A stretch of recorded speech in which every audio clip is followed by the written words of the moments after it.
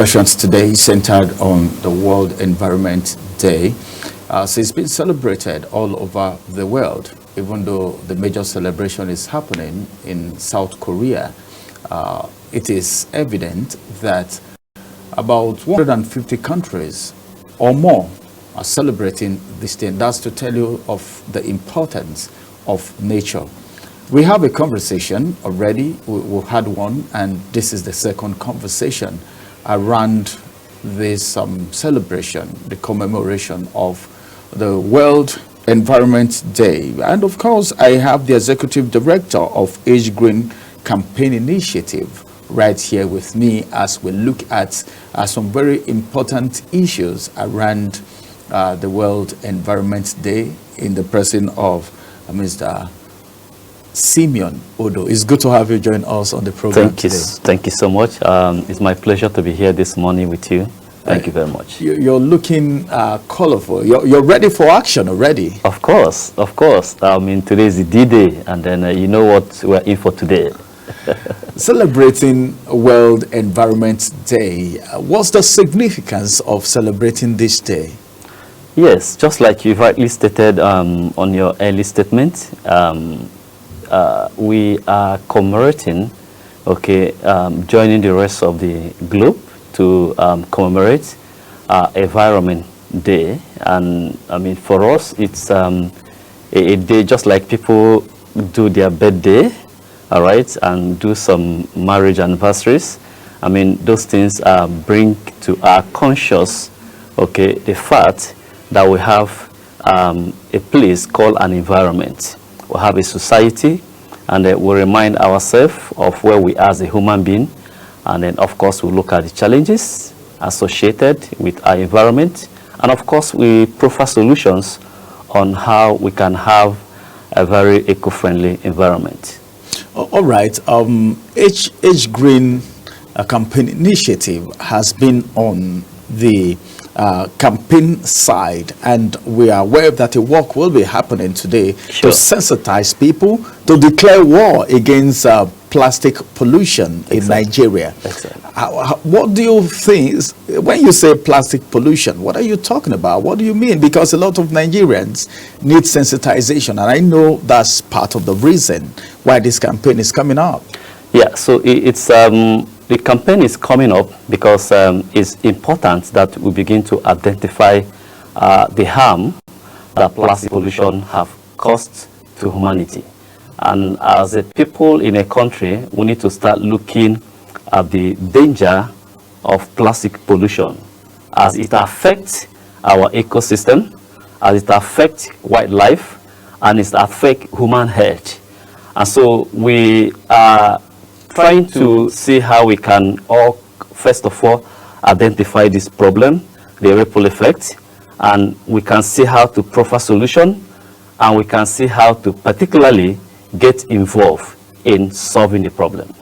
Now, what's the level of orientation for Nigerians? Like we know, we have countries of the world today where plastic has been recycled instead of using it for pollution, polluting the environment. Nigerians, how some Nigerians, let me not generalize, some Nigerians, how they pollute the environment with this plastics. But some persons go into recycling these plastics to come out with other materials and even earn income out of it. Yeah. How is the level of orientation for Nigerians? Yes, so I can tell you that the level of orientation and awareness is very, very poor. And this is part of what Age Green Campaign Initiative have started. And then, while we are not completely advocating for complete eradication of plastic, we're saying that, of course, there are some certain categories of plastic we are calling on government to come up with some policies that will possibly stop them entirely. But again, it's not entire plastic. We are trying to educate Nigerians, as part of what we are doing today. Over the week, we've had a very busy activities. We've been to schools, we've been to several radio stations and television stations, and we continue to create the awareness. Now, we are trying to let Nigerians know that plastic are not meant to just use and dispose. All right, you mentioned something like recycling. You know, actually there are three categories. Plastic can be reduced, plastic production. That is one of the ways to solve the problem. Plastic can be reused. That is another way to solve the problem. And again, you talk about recycling, which is on the last category. And certain plastic are meant to recycle. So again, we are trying to see how we can take an advantage of available plastic. Like I said, we are not advocating for complete eradication of plastic use. And then, but we are trying to see how people can take advantage. And plastic as a waste can actually be converted to wealth. All right. And then if you follow us carefully lately, you've seen a couple of activities we've done. We've tried to create wealth, create businesses and employment, particularly around the youth who are jobless, on how they should leverage the plastic pollution or plastic waste to make a lot of money. So particularly for us, that is even one area we are very key at. I think I love that, especially the slogan, waste to wealth. Yes. You know, that's very important. Doing that, you are trying to solve a problem for the federal government. Now, it is one thing to make a move and to get support, all right, from the federal government, especially when you talk about turning waste to wealth. Now, how informed is the government? Because on our program this morning, we're talking about the fact that the Federal Ministry of Environment is supposed to play a key role. Yeah. The National Orientation Agency is supposed to create awareness and also be part of the campaign. Excellent. Now, how is the support? What's the level of support from government, and what's your intention? Because sometimes they may not even know. You know how some of these people get into these offices. Absolutely. They may not even have this awareness. Yeah. So how has been the support of these key stakeholders? Okay, again, we have had a lot of, even this program we're on today, we're actually in collaboration with Federal Ministry of Environment. And then we've gotten some level of support from them. And then they have played a lot of rules. They have done the best. But again, you need to remember that, you know, economy or a nation is not only driven by government agencies and institutions. There is a place of private sectors, okay, to collaborate through PPP to be able to drive economy and build a kind of eco-resilient society that we want and we are going to join. So yes, there are a couple of institutions. There are laws, there are bylaws, there are activities that are currently going on with the relevant government stakeholders. And then we have identified with a couple of them. We've had a couple of meetings with some of them. We continue to plan a program that will benefit the citizen as regards to this aspect, this space. So again, we are joining our force with the government to see how we can work together to achieve results. So yes, government have done a lot, and then we appreciate the level of support. And again, we are still calling on the government to give us more support. Okay, so yes, there are more they can do. We appreciate what they have done, and we are still hoping for them to do more.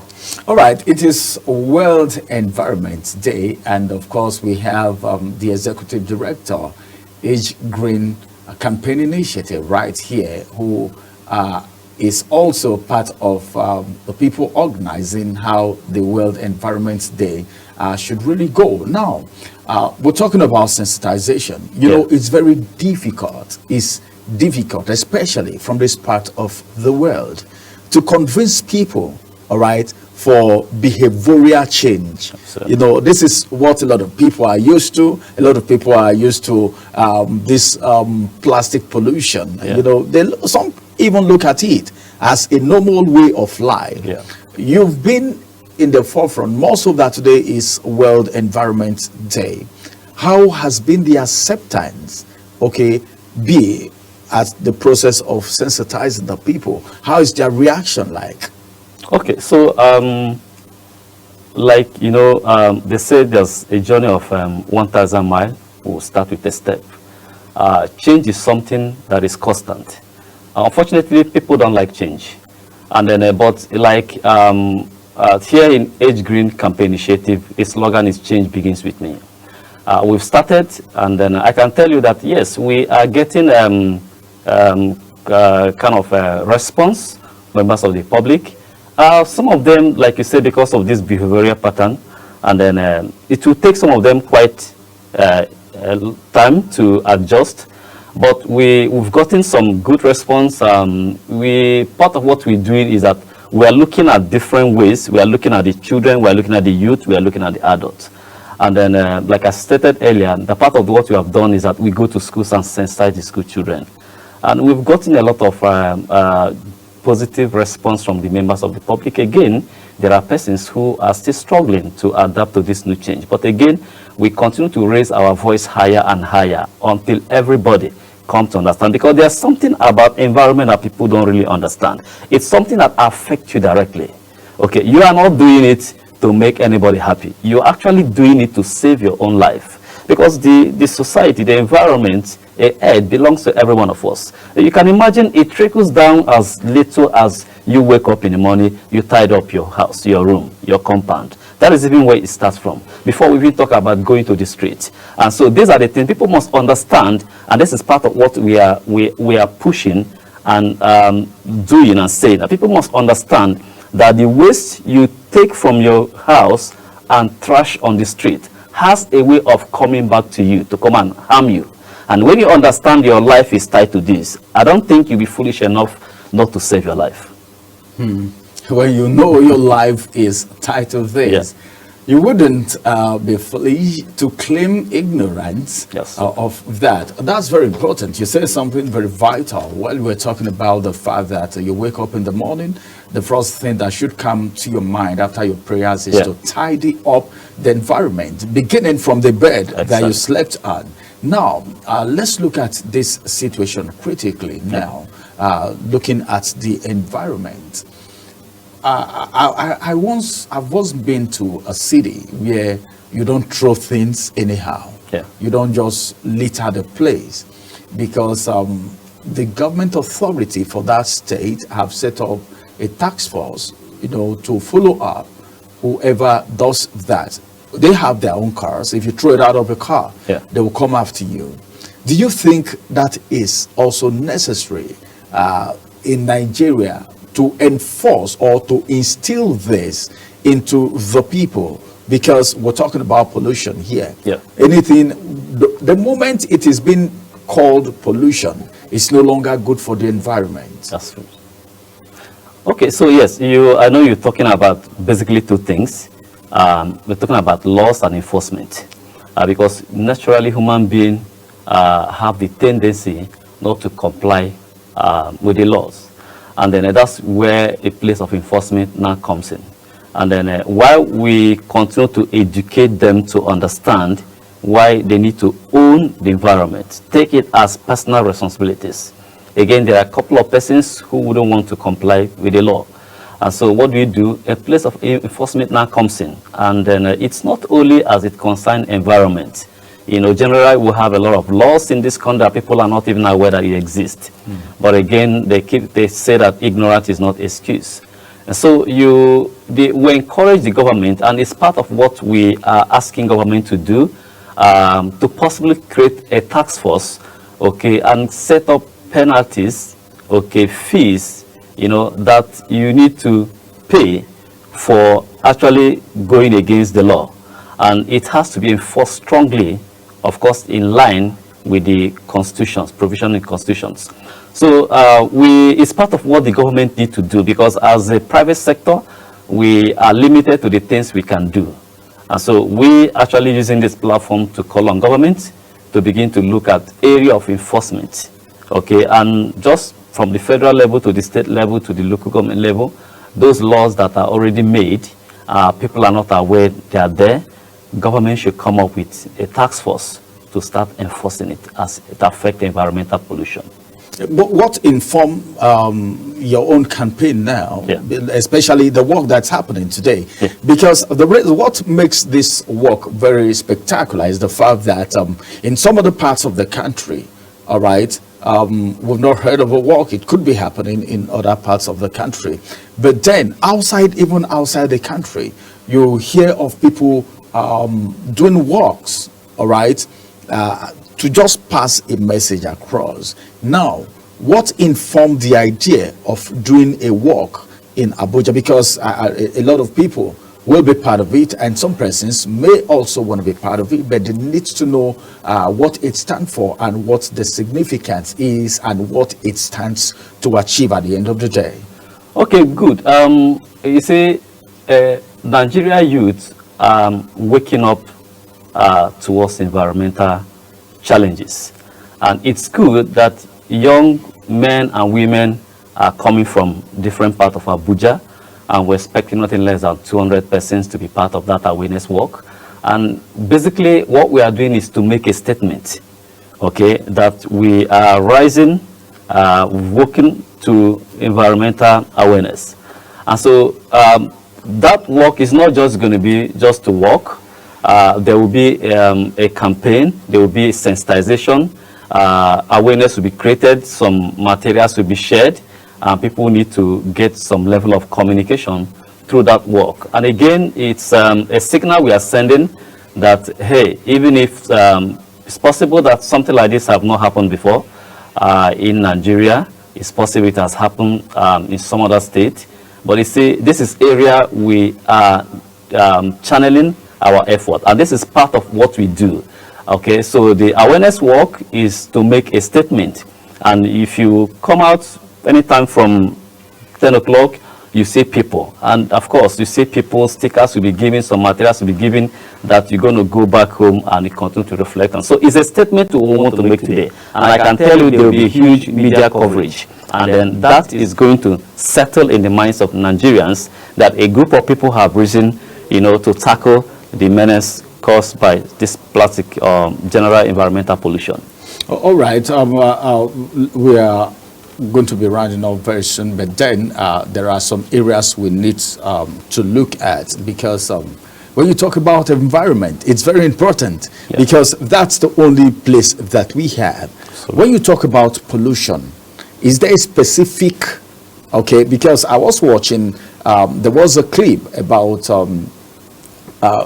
some statement that Guterres was making on one of our programs today, and we saw some level of pollution still connected to the World Environment Day. Are there specific kinds of pollution, all right, that this plastic cause? Because for the world to take plastic pollution serious, it is something. Before now, all we know is carbon monoxide, yeah, our basic pollution. All right. So now, do we have specific kinds of pollution that this plastic cause, and how it affects the environment, the atmosphere, you know, the human environment generally? Yes, like I said, today the whole world focusing on plastic pollution with the theme Beat Plastic Pollution. And of course, you know that it's not only plastic that pollute the environment, but today that's the theme and that's the focus. Yes, so plastic pollution have really caused a lot of menace in our society. Unfortunately, a lot of people have not looked into it. And like I said, it has endangered our ecosystem. It has affected wildlife and human health. Particularly, you find some of this plastic in our water bodies, in oceans.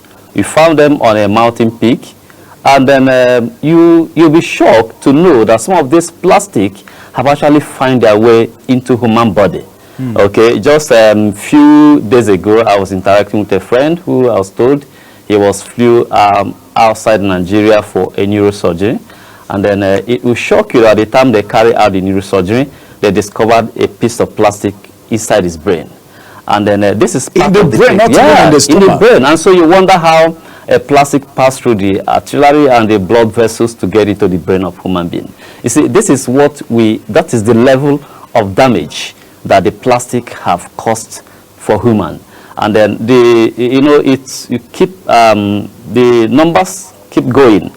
And then so that is caused for a reason, because if a plastic can find his way into human body, and sometimes people don't really look at these things critically, because you talk about, we are not even coming on the side of the flood, okay, and some of the flood that we've experienced today in this country, in other nations of the world, are man-made as a result of choking waterways, okay, that have in return have come back to us to attack us. So there is a lot of damage plastic pollution have done to humanity. Wow, I think while you were talking about the erosion, my mind just went to Mokwa, where that massive flood happened. That's true, because if you get to the marketplace, you see how people just throw plastic. It is everywhere. I don't know, but it's common with Nigerians. You know, they just finish taking water, they throw it away. They finish using oil from this plastic, they just throw it away. You know, and these things gets the drainage system blocked, and at the end of the day, like you said, the waters come, having nowhere to pass through, they return back to us. And that is what causes this flood if there's a heavy downpour. Now, I think you're speaking more to the people in the environment. Do you think the Ministry of Environment is doing enough? Yes, we cannot say they have not done enough. We cannot say they are not doing enough. They have made a lot of efforts. But like I said, we need a collaboration, because they on their own cannot solve the problem. You know, it will interest you to know that part of what we do at each campaign is not just to encourage the policymakers to come up with policies. Because the issue of waste, okay, when it comes to waste and environmental sustainability, is so huge, and it calls for collaboration from the government, private sectors, you know, scientists, individuals, and then even traditional leaders, religious leaders. Because part of what we do in Age Green is that we go to the markets and we continue to sensitize members of the public. We are media, often social media, so that by all means we can help the government to solve the problem. Because I can tell you for sure that the problem of environmental challenge were man-made. We created the problem, and again, it's human being that should solve the problem. And while the Ministry of Environment are making effort, of course, we cannot say it's enough, because if we say it's enough, that means they have solved the problem. So we are calling every stakeholders to come join hands together, so that together we can fight this environmental challenge. All right, let's get back to the campaign, the work that's going to be going on today. You said, well, you are expecting 200 and more. Now, as it is right now, Nigerians are going through so much. One of the areas that really interests me is the area of waste to wealth. Are they going to be thought, people that are coming from the campaign today, are they going to be sensitized? Apart from, hey, don't pollute the place with these plastics, are they also going to be shown, because you can't be solving a problem to cause more problem. Exactly. All right. If you're solving a problem, you are bringing in a solution, and that solution should be sustainable. Now, people who are going to be part of the campaign today, what do you want them to take home?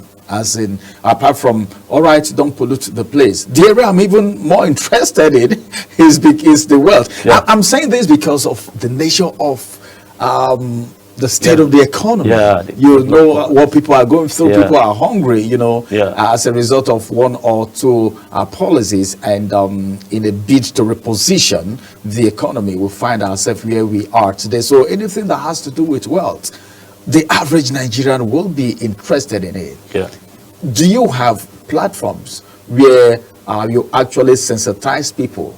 Don't pollute the place, the environment with plastic. Rather, you can use it to make money, and this is how to do it. Do we have such opportunities for the youths, especially? Absolutely, we do have. And then if you look at Age Green Campaign Initiative, we say that we promote cleaner, greener, eco-friendly society, and then we do that by way of advocacy and a community-based service.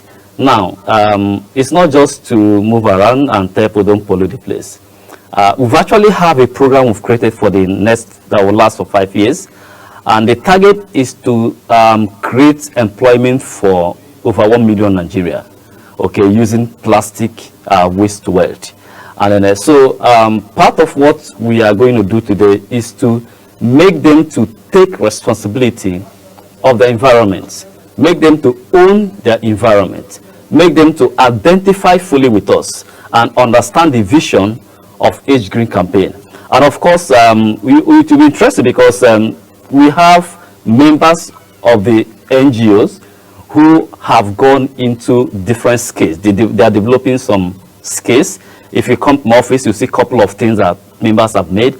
And we have some of them who now go to school to teach school children how they can use plastic or waste, okay, to make money. And so it's a long-term project for us. And again, we have started today. After today, we have different sessions. People are going to register, those who are interested. There are some members of the community whose their job is to go out and picking plastic waste all over the place. And when they bring it, we buy the plastic, or we get some members who are into that business to buy the plastic and give them money.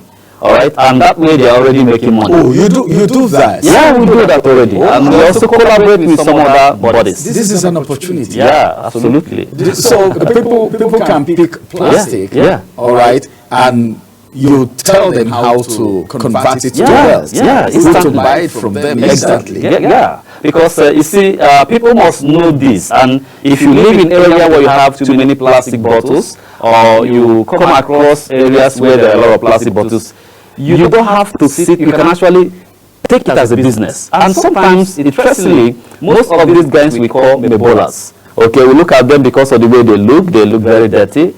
I mean, most of them are really making money. They are making a whole lot of money on a daily basis. Just pick plastic waste, and then if you don't have off-taker, all right, just contact us. We are somehow either going to link you to a member who is doing this as a business, or we also can even buy it and then hand over to off-taker. So the point is that we want to encourage everybody to start, making money from waste, and that's just one side. That is what you can do immediately without any stress. We are not even talking about recycling. Okay, we are not even talking about using waste to manufacture a certain things that you can sell and make money. And these are the skills that members who are good in that aspect, okay, are now training other members and other Nigerians to learn. I mean, like I said, one of these days I invite you to our office, and when you come there, you find a couple of things we have done, a byproduct of plastic. And there's quite a lot. It starts from little and it's very huge. I don't know whether you know of what we call waste to energy. Okay, you can as well use, so it's got to that level where as a nation we should start looking on how we can even use waste to tackle the issue of power challenge in our nation. And I can shock you, that waste can actually generate enough megawatts that is have the capacity to supply entire state or some local government with just electricity. Plastic? Not only plastic, I mean general waste. General waste? Yes, there are some part of waste you can use to generate electricity. And we are in touch with some companies in Europe, okay, who are actually fully into that. And very soon, as you keep following activities, you will see, we'll be bringing them. We'll be bringing them to Nigeria, and we want to engage them. We want to see how we can collaborate together to convert our waste into wealth, and particularly in the area of the power sector, so that we can, by all means, solve the problem that have bedeviled us in this country. If we have something like that, why, if there is something like, one of the major problems we have in this country is energy. Yeah. You see the way I was just looking at you when we were talking about the fact that waste can actually generate energy for us, electricity. Absolutely. Because the major problem we have, one of the major problems, I don't want to say the major problem because it's going to be one out of the so many problems that we have in this country.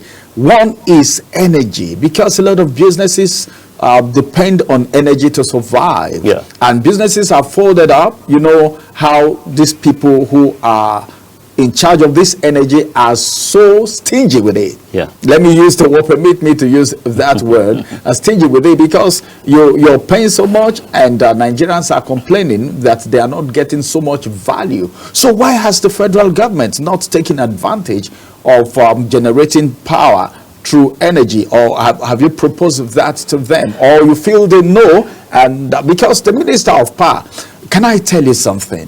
When the president gave the instruction that people should go to the media, especially ministers, to tell Nigerians what they've done. And of course, afterwards, some ministers were shown the way out. A lot of people were speculating that the Minister of Power was going to also be shown the way out because of the way things are. You know, Nigerians, how they speculate things. So that's to tell you of how important the energy sector is. So now, why are we not taking advantage of energy in Nigeria, waste in Nigeria to generate power? Yes, I mean, you know, we are currently engaging some state governments, and then we are making progress on that. And then, where the issue of energy is a big one, I won't use this platform today to speak about it because we have a very limited time. But again, it's important you know that we actually have opened up a conversation with some of the state governments, and then if you followed recently, Lagos State government have actually been doing very well on the aspect of waste, on environment aspect in particular. You know, it's only Lagos State government who have came up to stop what we call single-use plastic. And then currently I know of company that we are also partnering that have actually signed an MOU, Memorandum of Understanding, with Lagos State government on how to use waste to generate energy. And so we, like I said, we are engaging some state government, and we are calling every other state government to rise up, okay, and take this advantage. Because if you look at Europe as a continent, you realize that there are over 400 waste to energy plants, and there are companies all over in Germany, in Finland, all over the places who have developed technology that allow you to use your waste to generate energy. So we are actually using this platform to call on government, call on state government to, you know, own this and take this very serious. And we are open for further discussion on this aspect. All right. Thank you very much for coming on the program. But before I let you go, I need to ask you this question, because from what you've said, I was even thinking, so people can actually pick plastic, because the truth is this: there are some parts of this country that if you go to today, you see plastics everywhere. Yeah. Especially the drainage, where you just see they can't go anymore, so the water push them out, yeah, and they're everywhere. I never knew this condemn, or what do they call it, these babambolas who go to pick these plastics are doing so much, because we see some of these women picking it, and what they use is wash it and put zobo, yeah, zobo, you know, yeah, and all of that. So now, let me just leave it at that point. I want you to speak to Nigerians on a final note now. What is your advice to Nigeria? It's World Environment Day, yeah, because one shocked me, the fact that plastic had to find its way to someone's brain, and the person was lifted from Nigeria outside for treatment, and the surgery had to be done, yeah, to bring that out. Meaning a lot of people are exposed to danger, unknown. We heard that even putting plastic water in a car, and when it's heated up, there are some chemical that, yeah, is being released into that water, and when you take it, it becomes dangerous to health and all of that, apart from the pollution. Yeah. Now, what's your advice to Nigerians and the federal government? Okay, thank you very much. My advice to Nigerians at large is to join us on what we are doing. Let's put our voice together, okay, to fight this plastic or environmental pollution. My advice again for the government is to collaborate like ours, and so that we can again join hands together. And then lastly, I want to encourage listeners today that every time you have plastic around you, think on three things. Okay, think on how to reduce the plastic that's circulating around the environment. Now, think on how to reuse the plastic. Okay, in other words, we will buy your bottled water, buy your plastic Coke and all this together.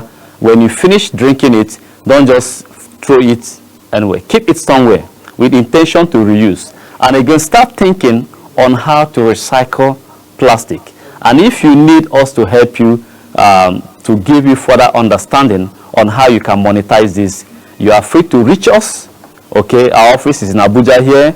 You can go to our website, you can follow us on social media, and you can reach us to us directly on our phone number, and we'll be glad to be of help to you. All right.